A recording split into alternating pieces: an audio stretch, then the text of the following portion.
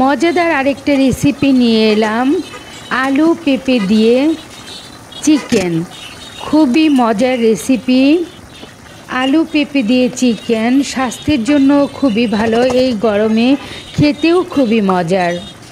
Hello everyone, আসসালামু আলাইকুম। Welcome back to রাইনাস yummy food and blog. আজ আপনাদের সাথে শেয়ার করব ঝোলের তরকারি, আলু আর পেঁপে দিয়ে চিকেন। আলু পেঁপে চিকেন আমরা অনেকেই রান্না করে থাকি। আমি যেভাবে রান্না করি ঠিক সেই রেসিপিটাই আপনাদের সাথে শেয়ার করব। আলু আর পেঁপে দিয়ে চিকেন রান্না করার জন্য এখানে আমি প্রথমে চিকেন কেটে ধুয়ে পরিষ্কার করে নিয়েছি। এখানে আমি 1 কেজির মতো চিকেন নিয়েছি, কেটে ধুয়ে একদম ক্লিন করে নিয়েছি। একটু লেবুর রস দিয়ে ভিজিয়ে রেখে তারপর ধুয়ে নিয়েছি। এই কাজটা আপনারা ভিনেগার দিয়েও করতে পারেন। এই তো এখানে আমি কেটে নিয়েছি আলু আর পেঁপে। একটু লবণ আর পানি আর একটু হলুদ দিয়ে মেখে বেশ কিছুক্ষণ ভিজিয়ে রেখেছি। আর চিকেনগুলো এখানে ভাজতে নিয়েছি, একটু লাল লাল করে ভেজে নিচ্ছি। যেহেতু আমি এখানে ব্রয়লার চিকেন রান্না করছি, এটা কিন্তু দেশি মুরগি নয়, ব্রয়লার চিকেন, তার জন্য একটু ভেজে নিচ্ছি। ভেজে নিলে কিন্তু রান্না করলে খুবই মজা হয়। আর আলু আর পেঁপেগুলো ওই প্যানের মধ্যেই আমি ভেজে নিচ্ছি। এখানে কিন্তু আমি আলু পেঁপে সিদ্ধ করিনি, হলুদ লবণ দিয়ে মেখে বেশ কিছুক্ষণ ভিজিয়ে রেখেছি। এই 15 মিনিটের মতো 15 মিনিটের মতো ভিজিয়ে রেখে তারপরে এখন ভেজে নিচ্ছি। ভাজার সময় আমি ঢেকে ঢেকে ভেজে নিচ্ছি, যাতে করে কিছুটা হলেও সিদ্ধ হয়ে যায়। বেশ একটু সিদ্ধ হয়ে গিয়েছিল আমার পেঁপেটা। দেখতে পাচ্ছেন পেঁপেগুলো প্রায় সিদ্ধ হয়ে গেছে, আলুগুলিও, যেহেতু আমি ঢেকে ভেজে নিয়েছি। এখানে আমি চুলার ওই প্যানের মধ্যেই পেঁয়াজ দিয়েছি গোটা মশলা, তেজপাতা, দারুচিনি, এলাচ এসব দিয়ে একটু ভেজে নিচ্ছি। এই তো পেঁয়াজগুলো ভাজা হয়ে গেছে। এখন এখানে অ্যাড করছি আদা রসুনের পেস্ট। আদা রসুনের পেস্ট দিয়ে একটু ভালোভাবে নাড়াচাড়া করে ভেজে নিচ্ছি, যাতে করে এর আলগা গন্ধ না আসে।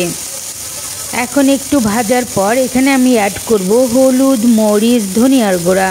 যতটুকু আমার লাগবে ঠিক ততটুকুই আমি দিয়ে দিচ্ছি। এখানে আমি 2 টেবিল চামচের মতো ব্যবহার করেছি।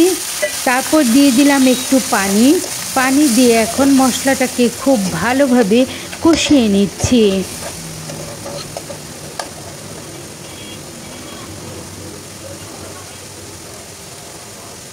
দিয়ে দিলাম জিরা পাউডার, গরম মশলা পাউডার, সবই আমি একসঙ্গে দিয়ে দিয়েছি।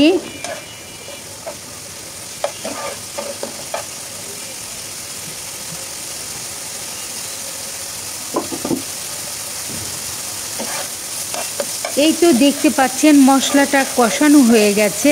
এখন এখানে আমি চিকেন আর আলু পেঁপে সব কিছু দিয়ে দিব। এই তো দিয়ে এখন আমি খুব ভালোভাবে কষিয়ে নিব।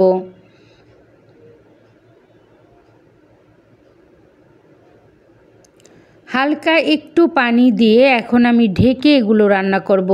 যেহেতু চিকেনগুলো ওইভাবে সিদ্ধ হয়নি, আলু পেঁপেও সিদ্ধ হয়নি, তার জন্য আমি একটু পানি দিয়েছি, দিয়ে এখন ঢেকে রান্না করছি।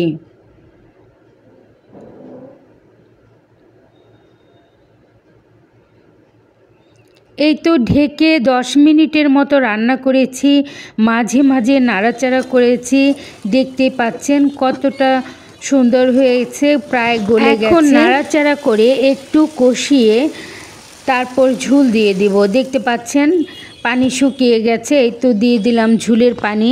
ঝোল যার যার ইচ্ছে মতো। আমরা এই তরকারিটা মাখা মাখাও খেতে পারি, আবার ঝোলের সাথেও খেতে পারি। এটার ঝোলও কিন্তু মজা হয়।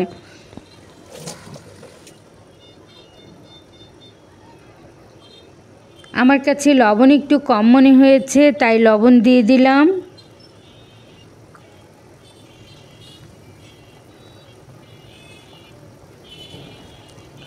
এখন এখন এই ঝোলের সাথে জাল করতে করতে যত একটুখানি যে শক্ত আছে ওটাও গলে যাবে, বেশ গলে গেছে। এই তো এবার আমি আরও 10 মিনিট রান্না করে নিচ্ছি।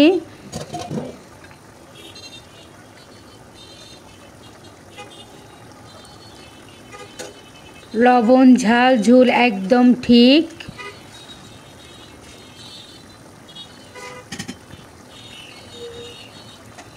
এভাবেই আমি 10 মিনিটের মতো বলক তুলে নিব। প্লিজ ভিডিওটা যদি লাইক দিয়ে না থাকেন তাহলে একটু লাইক দিয়ে দিবেন।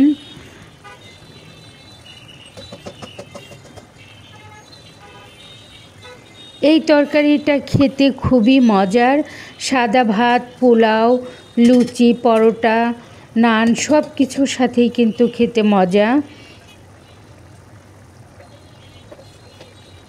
যেহেতু লবণ আর হলুদ দিয়ে আমি পেঁপেটা ভিজিয়ে রেখেছি, কোনো রকম পেঁপের গন্ধ থাকে না। এভাবে ভিজিয়ে একবার হলেও ট্রাই করে দেখবেন যে এইভাবে রান্না করলে কতটা মজার হয়।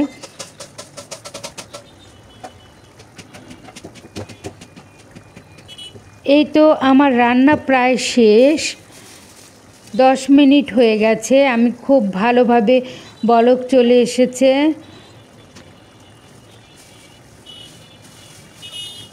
এখন আর কিছুক্ষণ জাল দিয়ে আমি নামিয়ে নিব।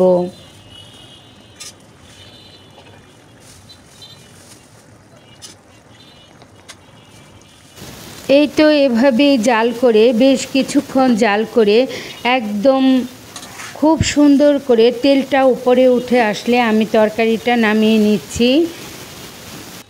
আমার এই চিকেন, আলু আর পেঁপে এটা কিন্তু খুবই মজার হয়েছিল। আমার পাশে থেকে মজাদার এই রেসিপিটা দেখার জন্য সবাইকে অসংখ্য ধন্যবাদ। আসসালামু আলাইকুম।